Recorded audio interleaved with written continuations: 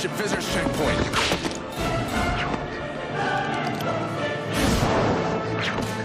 Multiple subjects. Mr. President, security breach. Jackie, leave. Let's get him out to the car. Exit's not clear. We don't know how many there are. Both flags secure.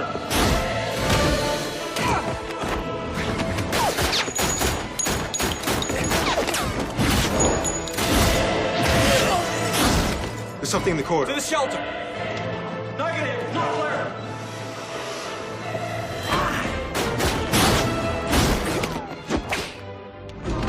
It's outside the Oval Office. Lock this place down.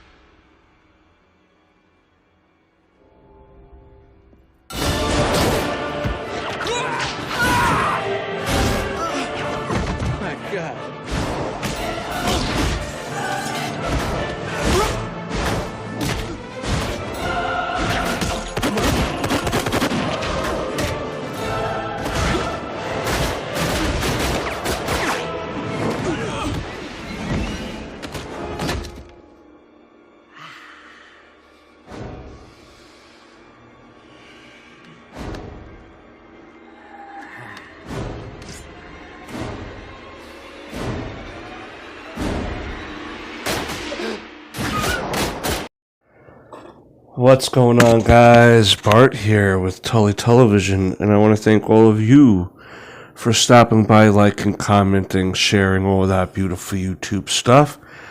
We are currently on Christmas Day, so I want to wish everyone a Merry Christmas.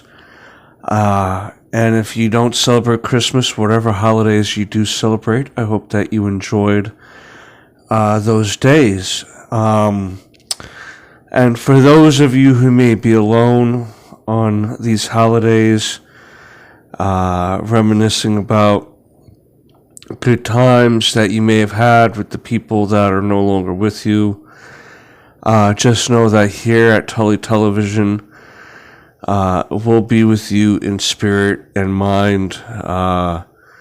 We know here how hard it is to be alone during the holidays. If it helps, I'm currently alone for the holidays myself. It's a tough pill to swallow sometimes, to realize, to see everyone else having a good time and stuff, right? But that's why I wanted to do a video today and hopefully help someone's day go a little bit better. If they're not having a good day, or just entertain them or whatever, That's pretty much what we try to do here at Tully Television. We just try to entertain all of you, maybe help you learn something. But today, we're going to be wrapping up this Uncanny Spiderman limited series starring Kurt and Mystique. Appearances by Rhino, Cloak and Dagger, right? Farrell, director Vulture, Silver Sable. This is kind of really chock full of characters here. Written, of course, by Cy Spurrier. Artists is Lee Garbett and Simone Buonfontino. Buonfontino. I'm sorry if I'm mispronouncing that. I really am. Colorist is Matt Miller, and the cover artist is Lee Garbett with Yen Nitro. Now, if you remember, in our recent episodes of this particular story, we learned that Mystique basically is kind of like the daddy to Nightcrawler, where Destiny is the mom to Nightcrawler. It was actually Destiny who carried Nightcrawler, with Mystique impregnating her with the help of Azazel's DNA. And at the end of issue 4 of Uncanny Spider-Man, Silver Sable winded up getting put in a corner to where she would have to bring Nightcrawler in, otherwise lose the job and the money that she agreed to when she initially took this job on. And the reason why she does these mercenary type of gigs is so she can help fund her country's survival, because she helps run a country, and these multi-million-dollar jobs is what's used to help run her country. But in the meantime, she started realizing that Nightcrawler wasn't exactly being portrayed in the proper light. She realized that he was being brainwashed by Orcus, because she realized that Rhino himself was being brainwashed with the same technology. She put 2 and 2 together, and when she did meet Nightcrawler, they wound up kind of falling in love. She became very infatuated with him, and they immediately started clapping cheeks, and so that's why when one of her men forced her to bring in Nightcrawler at the end of last issue, she was put in a predicament.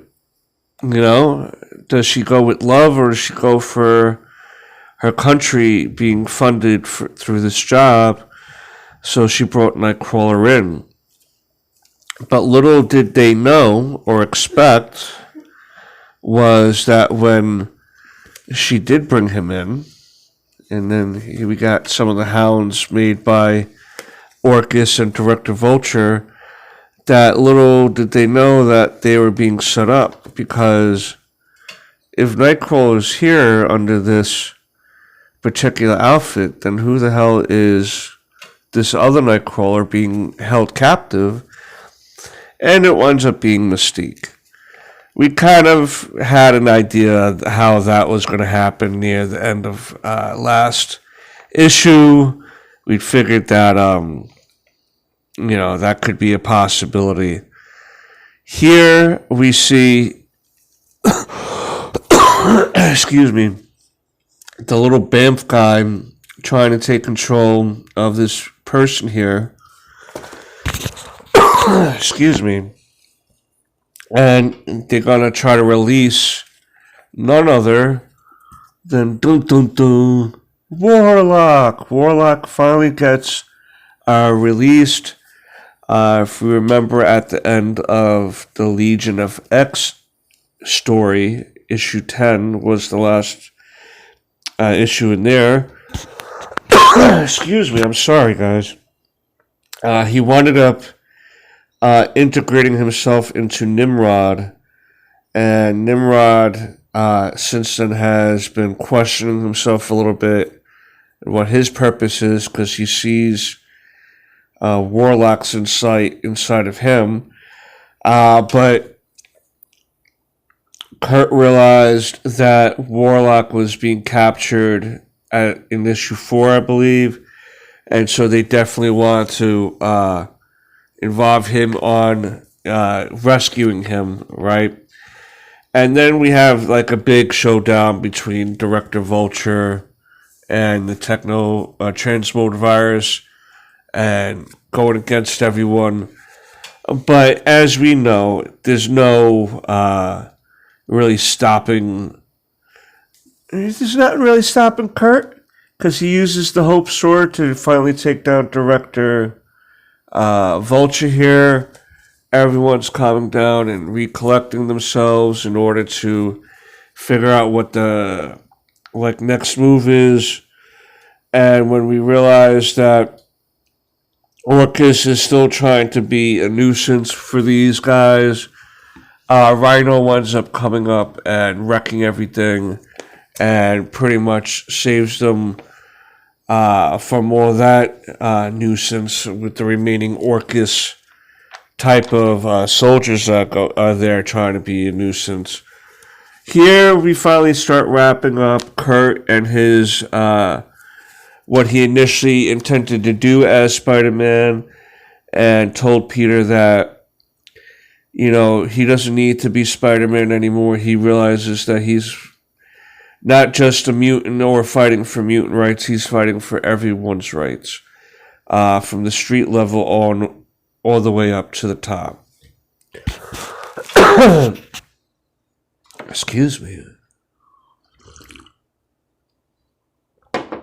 And wanted to give back the costume, but Spider-Man says, no, you earned your keep, you earned your right to be a Spider-Man. And the reason why Kurt is feeling so comfortable not being behind the Spider-Man costume anymore is because Warlock was able to release information to prove that Kurt was not in control of his facilities, but being brainwashed by Orcus in order to kill these anti-mutant delegates throughout the world. So with that even being said, and then some of the other Orcus things coming to light through the other series that are going on in the Fall of X story, it seems like soon Orcus is going to be shown for the true enemy they are, and we'll see how that goes. And pretty much everyone goes on their own way. Mystique goes on her own way. I'm assuming she's probably going to go find Destiny and tell her what's going on. And then we find out that the BAMF is a version of Legion, of Legion's personality, because his power is that his split personalities become their own real individuals with their own unique powers and everything, and that Legion has been living as the BAMF inside of Kurt's heart at the moment. So that's how he's able to use the Hope Sword partially, is through Legion and other things that can make that weapon manifest for him. Here's a series that I thought looked interesting. Night Thrasher. I like Night Thrasher. And it seems like Silver Sable will stick around a little bit. Warlock went to go do what he needed to do too, right? And it seems like Silver Sable is going to maybe stick around in Kurt's life and see how that goes. It pretty interesting to see how in the Way of X and Legion of X stories he had a girlfriend, and she ended up leaving him, and now he made room for Silver Sable here. I actually do like that pairing a lot. I think that's an interesting pairing, and I'd really like to see maybe in a few years what would happen if they ever maybe had an offspring or something like that. That would be pretty interesting. The offspring of Nightcrawler and Silver Sable. That kid will have definitely an interesting life. But that is the end of this series, Uncanny Spider-Man, and Kurt is back to being just regular old Kurt with the option possibly of being a Spider-Man down the road. We are going to get the Rise of X and the Powers of X story crossover coming up soon in January on. I'm not too sure how long that's gonna last, or where Kurt's part is in that whole story, but I really haven't seen or heard any more of Kurt being in a solo series like that for the time being. I think it's just now that all these mutants have had their series in the Fall of X story, realize that they're still here no matter what happens to the rest of them, that they're going to stand tall no matter how dark and despair their lives have become. And I think that's the whole point of the Fall of X story, is that at their deepest and darkest moments, that they still fought and learned who they were in the world around them. And I think that goes for this series, the Iceman series, and stuff like that. I thought that this was beautifully done. I'm still not sure how I feel about Mystique being Kurt's father, but at the same time, it's not going to make me stop liking Kurt or Mystique. I'm not sure if I would have went that route. I think I would have just left it as Azazel being the father, but that's just my opinion, you know what I mean? You let me know down below what you guys think of this series and what they did with Kurt and Mystique, their relationship. Does it change everything? Does it change anything? Does it change everything? Let me know down below, guys. But until next time, peace.